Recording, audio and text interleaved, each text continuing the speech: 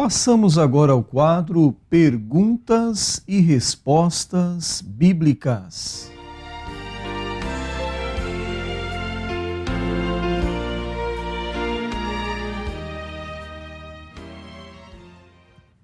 A primeira pergunta de hoje é da nossa ouvinte Itaílde. A Itaílde era muito próxima da sua mãe, muito amiga da sua mãe. E ela diz aqui em seu relato que até com os pensamentos elas concordavam, combinavam. E a sua mãe, antes de falecer, ela aceitou o Senhor Jesus como seu único e suficiente Salvador. A Itaílde, é claro, está sentindo saudades da sua mãe, mas ela quer saber se a sua mãe, onde ela está, ela sente saudades da filha, da Itaílde. Ela pensa qual é o sentimento, qual é o contato que a mãe da Itaílde tem com ela hoje. Quero dizer à nossa consulente Itaílde que as pessoas que deixam este mundo, elas não têm mais nenhum contato com as pessoas que ficam aqui no mundo. Nenhum conhecimento. Agora, quanto à posição desta pessoa, sua querida mãe, ou saudosa mãe, que veio aceitar a Cristo como Salvador e Senhor, já aí a Bíblia traz promessas que são consoladoras. Por exemplo, nós encontramos no livro de Apocalipse, capítulo 14, versículo 13, bem-aventurados os mortos que desde agora morrem no Senhor. Então, muita gente morre, mas morrer no Senhor é um privilégio, para que suas obras os acompanhem e eles vivam em descanso. Então, repetindo, Apocalipse 14, versículo 13, bem-aventurados os mortos que desde agora morrem no Senhor, para que descansem de suas fadigas e suas obras os acompanhem. Por quê? Porque estão com Cristo no céu. Têm uma posição privilegiada, porém não sabem nada do que ocorre aqui na terra, como nós também não podemos nos comunicar com eles. Essa é uma situação efetiva. Agora, quanto à posição que nós dissemos a respeito de eles estarem felizes com Cristo, nós temos aqui o apóstolo Paulo, na sua segunda carta aos Coríntios, no capítulo 5, versículo 1, ele diz assim: sabemos que, se a nossa casa terrestre deste tabernáculo se desfizer, quando ele usa essa expressão casa terrestre, refere-se ao nosso corpo. Quando então esta casa terrestre se desfizer naturalmente pela morte, um edifício, uma casa não feita por mãos, temos no céu. Então, deixando esta casa, este corpo presente, vamos habitar no céu. E diz o capítulo 6, versículo 9, aliás, capítulo 5, versículo 6 e versículo 9. Aliás, versículo 8. Eu vou ler também. Versículo 6. Por isso estamos sempre de bom ânimo, sabendo que, enquanto estamos no corpo, vivemos ausentes do Senhor. Então, enquanto nosso espírito está presente no corpo, nessa casa terrestre, estamos ausentes do Senhor. Versículo 8, mas temos confiança e desejamos antes deixar este corpo para habitar com o Senhor. Então, saindo deste corpo, entramos em comunhão com o Senhor. E nós temos uma prova bíblica disso, conforme o capítulo 23 de Lucas, quando na cruz que Jesus estava, havia 2 salteadores. A princípio, os 2 zombavam de Jesus: desce dessa cruz, salva-te a ti e a nós também.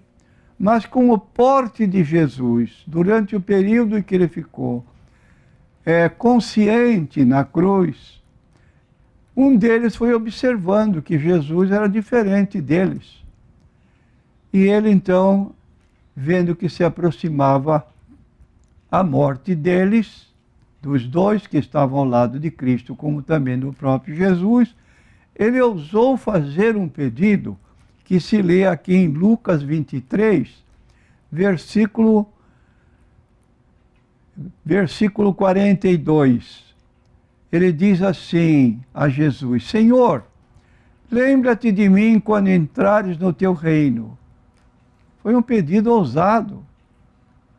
E disse-lhe Jesus: em verdade te digo que hoje estarás comigo no paraíso.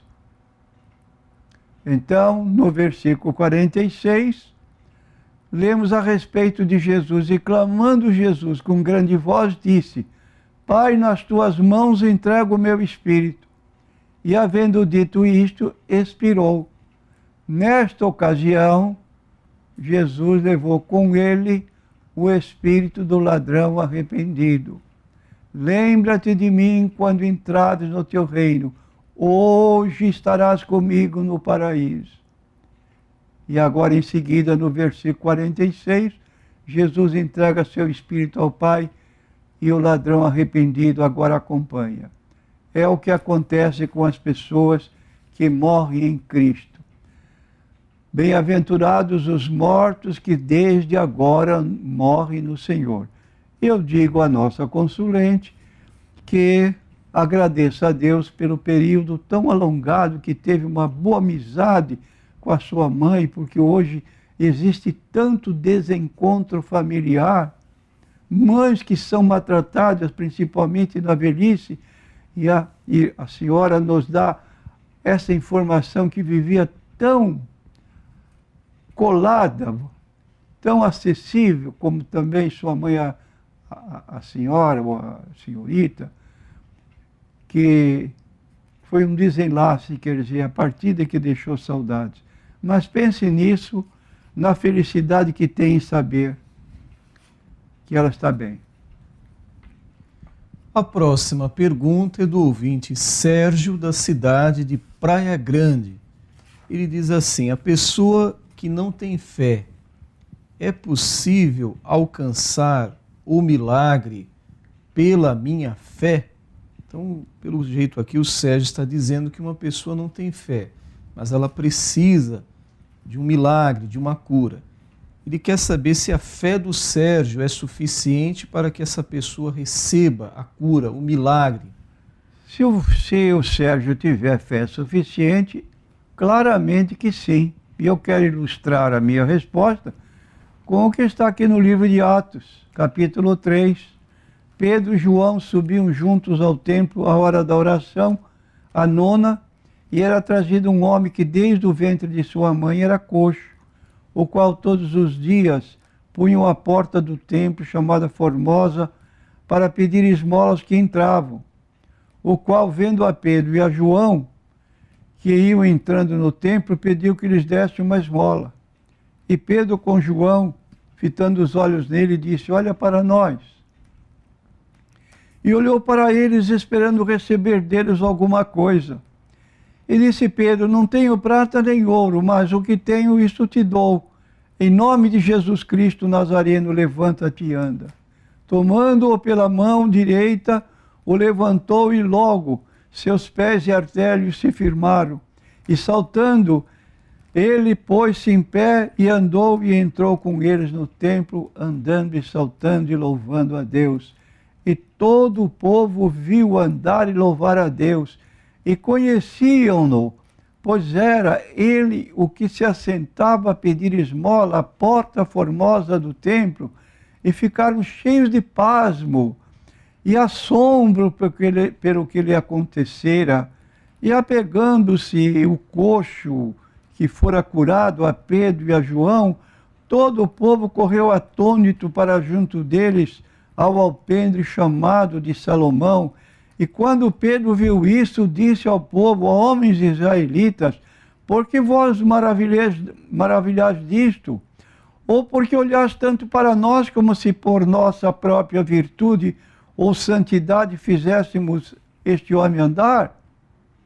Então ele expõe claramente que isto não se deu pela virtude deles, mas pelo nome do Senhor Jesus Cristo, que estava sendo usado por eles com autoridade, e o homem então foi curado. Da maneira também podemos apontar o Sérgio. Você tem fé suficiente para orar pelo seu amigo, para que ele seja curado? Ele não tem, como o cego aqui, o coxo aqui do capítulo 3 de Atos, não tinha. Mas ele recebeu a bênção por meio da fé do outro. E também o seu amigo pode receber a sua bênção por meio da sua fé. A próxima pergunta é do ouvinte Carlos Alberto, também da cidade de Praia Grande. Ele diz aqui que é membro de uma igreja e que ele é novo convertido. Ele tem desejo de ajudar o seu pastor local, mas ele relata aqui que esse pastor local, quando os irmãos se ausentam do círculo de oração, o pastor afirma: está derrotado ou estão derrotados. Ele quer saber se o pastor age certo falando assim. Ele entende, o Carlos Alberto, que existem os vitoriosos e existem também os derrotados. Eu quero dizer ao Carlos Alberto que você, como se diz, manifesta o desejo de ajudar o pastor da igreja, você pode ajudar convidando irmãos para participar do círculo de oração. Agora, a Bíblia também nos aconselha, no livro de Hebreus, capítulo 10, e versículo 25, que nós não devemos nos deixar de ausentar-nos da casa de Deus. Diz assim: não deixando de congregar-nos como é costume de alguns. Então há crentes que não levam muito a sério a sua vida espiritual, não frequentam culto de oração, e também muito menos círculo de oração. Então diz o texto aqui: admoestando-nos uns aos outros. Você pode fazer isso, procurar estes irmãos que estão faltando aos cultos do círculo de oração, um por um, e pô-los a par da tristeza que estão causando ao pastor por não vê-los presente, no momento de intercessão de todos da igreja, em favor da própria igreja, em favor do seu dirigente. O pastor não pode fazer tudo sozinho, ele conta com os irmãos da igreja, e num trabalho de oração principalmente. Então quero aconselhar você, o Carlos Alberto, seja um amigo do seu pastor, procure cada irmão da igreja, não para repreendê-lo, mas para convidá-lo. Olha, o irmão não tem vindo ao círculo de oração, porque o irmão não se esforça para estar presente, a igreja está precisando de pessoas que orem para o progresso da própria igreja. Faça isso. Então, isto é uma recomendação que denota que você já está cooperando com o pastor. E nós temos a propósito no livro de Hebreus, no capítulo 13, também mais um versículo para animar o pastor da igreja, que diz assim: obedecei a vossos pastores, sujeitai-vos a eles, porque velam por vossas almas, como aqueles que hão de dar conta delas. Então tem crente muito irresponsável, abandona a igreja, nem se despede do pastor, vai embora como se entrasse num bar, saísse de um bar, sem dar satisfação para ninguém. Ele está membro da igreja, tem seu registro, mas ele não considera nada disso. Isso é leviandade na vida cristã. E ele não dá satisfação para o pastor. E aqui diz: obedecei a vossos pastores, sujeitai-vos a ele, porque eles velam por vossas almas. Velar é notar a ausência dos crentes, é orar por eles, é interceder por eles nesses cultos de oração, como aqueles que hão de dar conta delas, para que o façam com alegria e não gemendo, como está gemendo este pastor aqui, porque não seria útil isso para a igreja. Então aqui está a nossa orientação para esse problema. A próxima pergunta é da ouvinte Lena. Ela é da Assembleia de Deus, Ministério do Madureira. Ela diz aqui em seu relato que tem uma colega que é testemunha de Jeová. E esta colega testemunha de Jeová diz à ouvinte Lena que não podemos adorar anjos e afirma ainda que Gabriel ou Miguel se tratam da pessoa do Senhor Jesus. Ela ainda cita textos bíblicos para a ouvinte Lena, dizendo: adorarás somente ao Senhor teu Deus. E aí agora a Lena pede para o pastor falar a respeito disso. Gabriel, Miguel, esses dois anjos representam ou são o Senhor Jesus Cristo, pastor? Essa moça está redondamente enganada. Ela não está estudando Bíblia, está estudando o livro publicado pela Sociedade Torre de Vigia. Porque se ela estudasse Bíblia Sagrada, ela nunca diria uma coisa dessa. Se Jesus e Miguel são a mesma pessoa, pergunta para esta pessoa colega, cita para ela Judas, versículo 9. Quando Miguel, o arcanjo, lutava com o diabo sobre o corpo de Moisés, ele não teve autoridade, Miguel não teve autoridade para repreender Satanás. Ele chamou quem para dar o ultimátum? Chamou Jesus. E realmente, então, Miguel, de acordo com o livro de Hebreus, aliás, com o próprio livro de Daniel, capítulo 10, anote esse texto para você poder citar, que Miguel é um dos primeiros príncipes. Vou ler capítulo 10 do livro de Hebreus, versículo 13. Mas o príncipe do reino da Pérsia me resistiu 21 dias, e eis que Miguel, um dos primeiros príncipes. E eu pergunto, Jesus é um dos primeiros príncipes ou Jesus é o unigênito do Pai? No princípio era o Verbo, João 1:1. O Verbo estava com Deus, lado a lado, e o Verbo era Deus. E o Verbo se fez carne.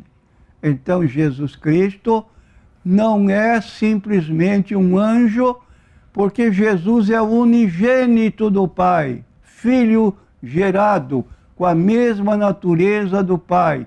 João capítulo 1, versículo 1. Jesus é adorado pelos anjos. Está no livro de Hebreus, capítulo 1, versículo 6. Quero que a nossa consulente esteja anotando este versículo para citar para sua colega.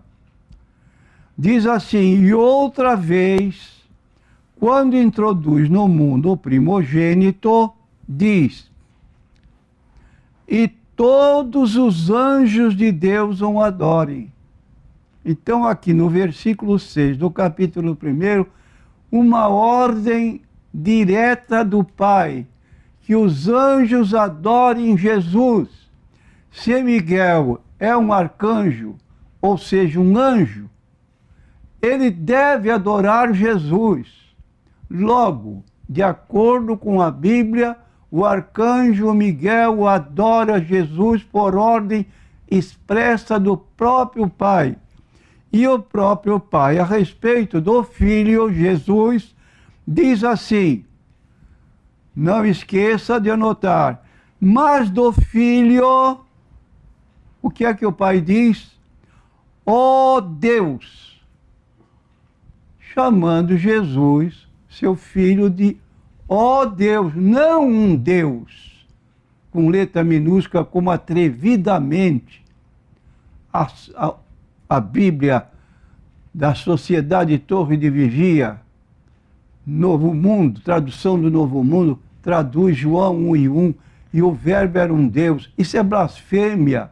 Isso foi uma tradução feita por um espírita, que um tempo atrás foi padre, depois virou espírita, criou uma Bíblia, e essa declaração da tradução do Novo Mundo foi copiada desse líder espírita. Isso está na Sentinela. Se precisar que eu mostre, eu mostro. Agora, isso é certo? O Pai chamando o próprio Filho, ó Deus, o teu trono subsiste pelos séculos dos séculos, cetro de equidade é o cetro do teu reino. Aí está, então, tudo o contrário ao que a sua colega está dizendo. E quero que você anote aí, quero que você nos telefone e depois, se quiser, manter um contato conosco para maiores informações, porque se você está orientada, também podemos orientá-la. Venha estar conosco aqui um dia qualquer, ou ligue agora depois da rádio, que eu posso dar outras informações.